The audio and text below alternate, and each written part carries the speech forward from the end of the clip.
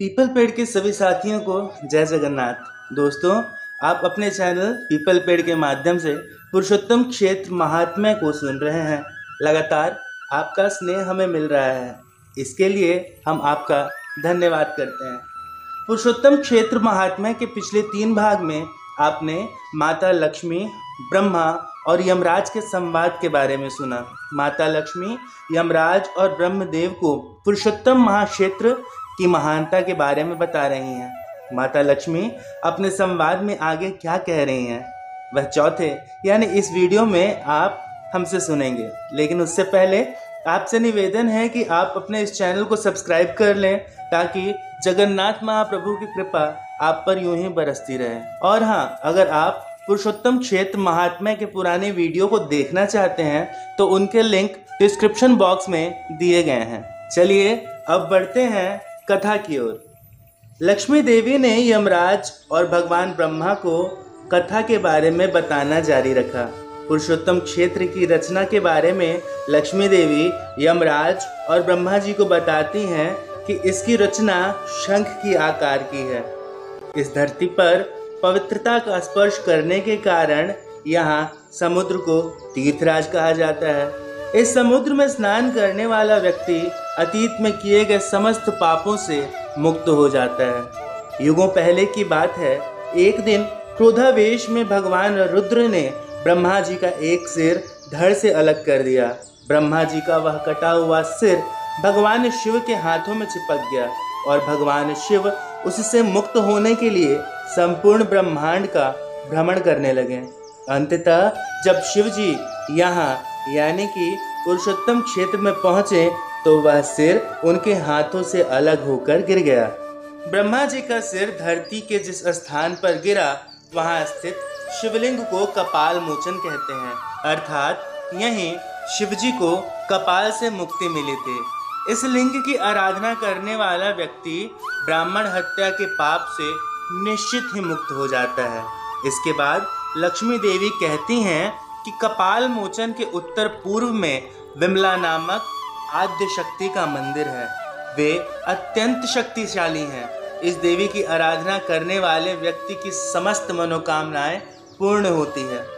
शंख क्षेत्र के मध्य में अर्धा शनि देवी का मंदिर है। सृष्टि प्रलय के समय में ये देवी सृष्टि में बह रहे आधे जल को पी लेती है। इन्हें श्रद्धा सुमन अर्पित करके इनकी आराधना करने वालों को अपरंपार आनंद की प्राप्ति होती है। लक्ष्मी देवी बताती हैं कि भगवान जगन्नाथ के निवास के चारों ओर 8 दिशाओं में दिक्पाल यानी कि दिशाओं का पालन करने वाले स्थित हैं, जो इस पवित्र धाम की रक्षा करते हैं। माता लक्ष्मी ने बताया कि प्राचीन काल में भगवान रुद्र ने मेरा ध्यान किया और इसीलिए उनकी पत्नी बनने के लिए मैंने ही गौरी अर्थात पार्वती या उमा के रूप में अवतार लिया। गौरी अप्रतिम सौंदर्य की मूर्तिमती स्वरूपा है।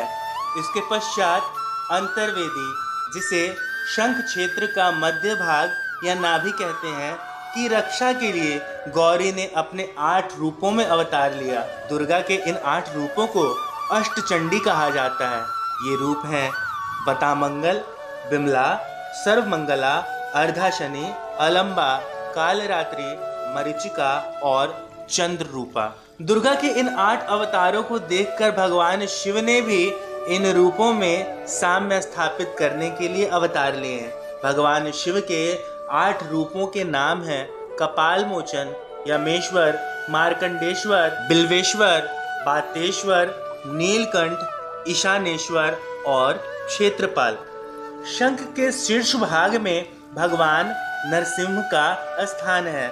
इस तीर्थ स्थान की यात्रा करने मात्र से व्यक्ति अपने पिछले पापों से मुक्त हो जाता है। भगवान नरसिंह देव ने अपने मजबूत कठोर नाखूनों से शक्तिशाली राक्षस हिरण्यकश्यपु का वध कर दिया था कि इस बात पर भला कौन संदेह कर सकता है कि वे अपनी शक्ति से अपने सभी भक्तों के पिछले पापों को नष्ट कर देंगे। इसके बाद माता लक्ष्मी कहती हैं कि यमराज जी, निश्चित ही आपका दायित्व पापी और ईर्ष्यालु लोगों को दंडित करना है, परंतु इस स्थान पर आपकी कोई आवश्यकता नहीं है। इसके बाद लक्ष्मी देवी ने ब्रह्मा जी को संबोधित करते हुए कहा, हे पितामह, सत्य युग में स्वारोचिष मनु के कार्यकाल में इंद्रधुम्न नामक एक राजा होंगे जिन्हें आपके मार्गदर्शन की आवश्यकता पड़ेगी।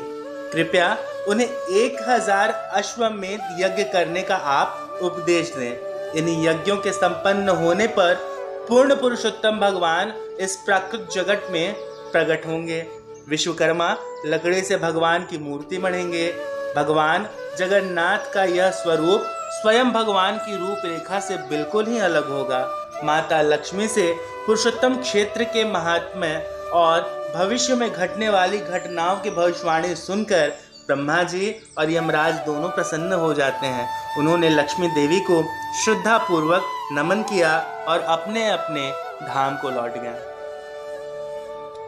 यहाँ समाप्त होता है पुरुषोत्तम क्षेत्र महात्म्य का चौथा भाग।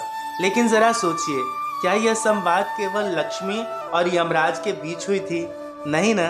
तो क्या ब्रह्मा जी और लक्ष्मी के बीच? बिल्कुल नहीं।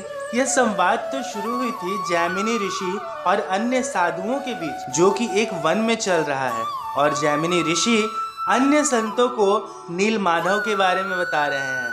अब पुरुषोत्तम क्षेत्र महात्म्य के अगले भाग में हम जानेंगे महाराज इंद्रधुम्न के बारे में। कथा आपको अच्छी लगी हो तो इसे अपने दोस्तों और परिवार के साथ साझा करें। अगर आप किसी भी तरह से हमारी मदद करना चाहते हैं तो स्क्रीन पर दिए गए नंबर पर अपना आर्थिक सहयोग हमें भेज सकते हैं।